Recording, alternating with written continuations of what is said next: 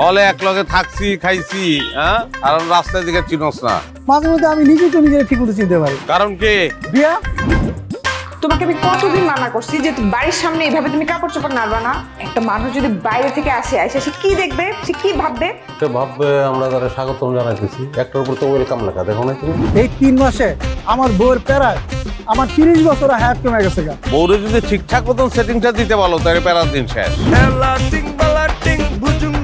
তোমার জন্মগ্রহণ করা উচিত ছিল অনেক আগে এবং বিয়েটা হওয়া উচিত ছিল লিওনার্দো দা ভিঞ্চির সঙ্গে। তাহলে সে মোনালিসার ছবি আঁকতো না, তোমার ছবি আঁকতো। মোনালিসা ফেল তোমার।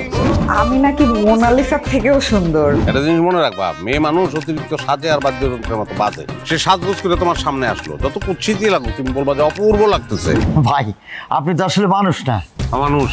আরে কি বলেন আপনি? আপনি তো ম্যাজিশিয়ান। কালকে যে বুদ্ধিটা আমার দিচ্ছেন, সে এক বুদ্ধিতে আমার জীবনটা বদলে গেছে ভাই। স্ত্রীর কাজ করবে, প্যারা দিবে। আপনি যদি চালাক হন তাহলে তারা সেটিং দিয়ে রাখতে পারবেন, আর যদি বলদ হন তাহলে সে আপনার সেটিং দিয়ে দিবে। আপনার কথা মতো ওর কাছে সত্যি কথা সব কয়ে দিয়েছিলাম। এই সত্যি কথা বলার পরে এই মাছটা খাইছিলাম। আপনার এই অবস্থা?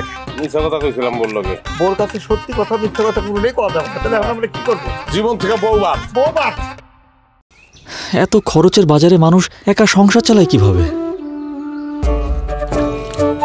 2 হাতে করলে সহজ হতো না?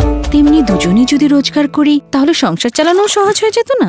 আমি কাজ শুরু করব, কাপড় সেলাইয়ের। একসাথে রোজগার করব, একসাথে সংসার চালাবো। হুইল 2 in 1 কাপড় ফ্রেশ, চিন্তাও ফ্রেশ।